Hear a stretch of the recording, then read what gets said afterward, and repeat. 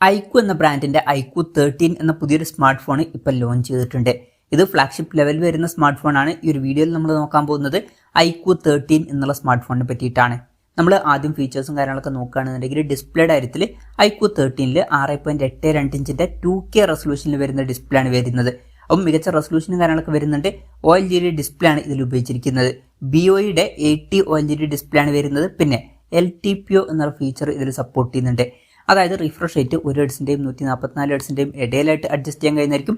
ഇതിൽ maximum 144 ഹെർട്സിന്റെ refresh rate ആണ് support ചെയ്യുന്നത്. പഞ്ചോൾ ഡിസൈൻ കൊടുത്തിട്ടുണ്ട്. പഞ്ചോൾ വരുന്ന ടോപ്പ് സെന്റർ ഭാഗത്തായിട്ടാണ്. പിന്നെ മൈക്രോ കർവ്ഡ് ഡിസ്പ്ലേ ആണ് ഇതിൽ വരുന്നത്. അപ്പോൾ ചെറിയൊരു കർവേച്ചറും കാര്യങ്ങളൊക്കെ ഇതിന്റെ ഡിസ്പ്ലേയിൽ ഉണ്ട്. പീക്ക് ബ്രൈറ്റ്നസ് വരുന്നത് 4500 നിറ്റ്സ് ആണ്. പിന്നെ 2592 ഹെർട്സിന്റെ PWM ടിമ്മിംഗ് എന്നുള്ള ഫീച്ചറും കാര്യങ്ങളൊക്കെ ഇതിൽ വരുന്നുണ്ട്. ഇപ്പോൾ ഡിസ്പ്ലേ ഫീച്ചേഴ്സ് മൊത്തത്തിൽ നോക്കുമ്പോൾ അത്യാവശ്യം നല്ല ഡിസ്പ്ലേ ഫീച്ചേഴ്സും കാര്യങ്ങളൊക്കെ ഈ ഫോണിൽ വരുന്നുണ്ട് എന്ന് തന്നെ പറയാവുന്നതാണ്. In display finger print sensor ഇതിൽ കൊടുത്തിട്ടുണ്ട്. ഫോണിന്റെ വെയിറ്റ് വരുന്നത് ഏകദേശം 207 ഗ്രാം ആണ്. തിക്നെസ് വരുന്നത് 7.99 mm ആണ്. പിന്നെ IP68 അതുപോലെ തന്നെ 69 റേറ്റിംഗ് കാര്യങ്ങളൊക്കെ ഇതിൽ സപ്പോർട്ട് ചെയ്യുന്നുണ്ട്. മികച്ചൊരു IP റേറ്റിംഗ് വരുന്നുണ്ട്. ഈ ഫോൺ വാട്ടർ റെസിസ്റ്റന്റും അതുപോലെ തന്നെ ഡസ്റ്റ് റെസിസ്റ്റന്റും ആയിരിക്കും. ഇനി പ്രോസസറിന്റെ കാര്യത്തിലോട്ട് വരികയാണെന്നുണ്ടെങ്കിൽ സ്നാപ്ഡ്രാഗൺ 8L8 എന്ന പ്രോസസറുമായിട്ടാണ് ഈ ഒരു സ്മാർട്ട് ഫോൺ വരുന്നത്. ഇത് സ്നാപ്ഡ്രാഗന്റെ ഏറ്റവും ലേറ്റസ്റ്റ് ആയിട്ടുള്ള ഫ്ലാഗ്ഷിപ്പ് പ്രോസസറാണ്. ബെസ്റ്റ് ആയിട്ടുള്ള ഫ്ലാഗ്ഷിപ്പ് ലെവലിൽ വരുന്ന പെർഫോമൻസും കാര്യങ്ങളൊക്കെ ഇതിൽ ലഭിക്കുന്നതായിരിക്കും. പിന്നെ 5G സപ്പോർട്ടും കാര്യങ്ങളൊക്കെ ഇതിൽ വരുന്നുണ്ട്. പിന്നെ ഈ ഒരു ഫ്ലാഗ്ഷിപ്പ് പ്രോസസറിന്റെ പുറമെ ഒരു Q2 ഗെയിമിംഗ് ചിപ്പ് ഇതിൽ സെപ്പറേറ്റ് കൊടുത്തിട്ടുണ്ട്. ഗെയിമിംഗ് പെർഫോമൻസ് ഒക്കെ ഒന്നുകൂടി ബെറ്റർ ആക്കാൻ വേണ്ടിയിട്ട്.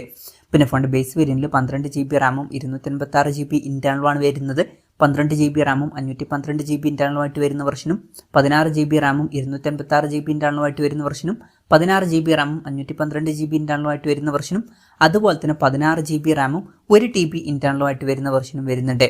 LPDDR5X റാമും UFS 4.0 സ്റ്റോറേജ് ടൈപ്പും കാര്യങ്ങളൊക്കെ ഇതിൽ കൊടുത്തിട്ടുണ്ട്. പിന്നെ IR ബ്ലാസ്റ്റർ എന്നുള്ള ഫീച്ചർ ഇതിൽ വരുന്നുണ്ട്. ഈ ഫോൺ റിമോട്ടൊക്കെ ആയിട്ട് യൂസ് ചെയ്യാൻ കഴിയുന്നതായിരിക്കും. NFC സപ്പോർട്ടും കാര്യങ്ങളൊക്കെ വരുന്നുണ്ട്.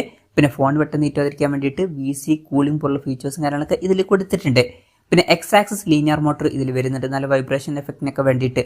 പിന്നെ സ്റ്റീരിയോ സ്പീക്കേഴ്സും കാര്യങ്ങളൊക്കെ ഈ ഫോണിൽ വരുന്നുണ്ട്. Android 15 ബേസ് ആയിട്ടുള്ള സോഫ്റ്റ്വെയർ ആണ് ഇതിൽ വരുന്നത്. ക്യാമറയുടെ കാര്യം പറയുകയാണെന്നുണ്ടെങ്കിൽ ഫോണിന്റെ പിന്നിൽ ട്രിപ്പിൾ ക്യാമറ സെറ്റപ്പ് കൊടുത്തിട്ടുണ്ട്. 50 മെഗാ പിക്സലിന്റെ f1.88 അപ്പേഴ്സിൽ വരുന്ന മെയിൻ ക്യാമറ സെൻസറാണ് ഇതിൽ വരുന്നത്. ഇത് സോണി IMX 9 1 സെൻസറാണ്. വോയിസിന്റെ സപ്പോർട്ട് വരുന്നുണ്ട്. പിന്നെ 50 mega pixel ultra wide angle lens കൊടുത്തിട്ടുണ്ട്. ഇത് കൂടാതെ 50 മെഗാ പിക്സലിന്റെ f1.85 അപ്പേഴ്സിൽ വരുന്ന ഒരു ടെലിഫോട്ടോ ലെൻസും വരുന്നുണ്ട്. ഇത് സോണി IMX 816 സെൻസറാണ്. പിന്നെ ഫ്രണ്ടിൽ 32 മെഗാ പിക്സൽ സെൽഫി ക്യാമറയും കൊടുത്തിട്ടുണ്ട്. ഓൺ പേപ്പർ അത്യാവശ്യം തിരക്കുള്ള നല്ല ക്യാമറ സ്പെസിഫിക്കേഷനും കാര്യങ്ങളൊക്കെ ഇതിൽ വരുന്നുണ്ട് എന്ന് തന്നെ പറയാവുന്നതാണ്. ബാറ്ററിയുടെ കാര്യത്തിൽ 6150 mAh ബാറ്ററി കൊടുത്തിട്ടുണ്ട്. വളരെ മികച്ചൊരു ബാറ്ററി കപ്പാസിറ്റി ഇതിൽ വരുന്നുണ്ട്. 120 വാട്ടിന്റെ ഫാസ്റ്റ് ചാർജ് സപ്പോർട്ടും വരുന്നുണ്ട്. മികച്ചൊരു ചാർജിങ് സ്പീഡും കൊടുത്തിട്ടുണ്ട്.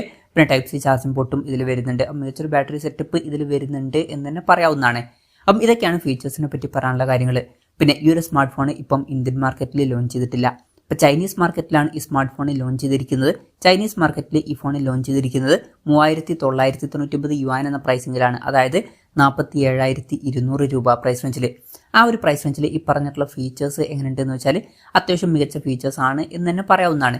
മികച്ച ഡിസ്പ്ലേ ഫീച്ചേഴ്സ് വരുന്നുണ്ട്. അതുപോലെ തന്നെ ബെസ്റ്റ് ആയിട്ടുള്ള പ്രോസസ്സർ എടുത്തിട്ടുണ്ട്.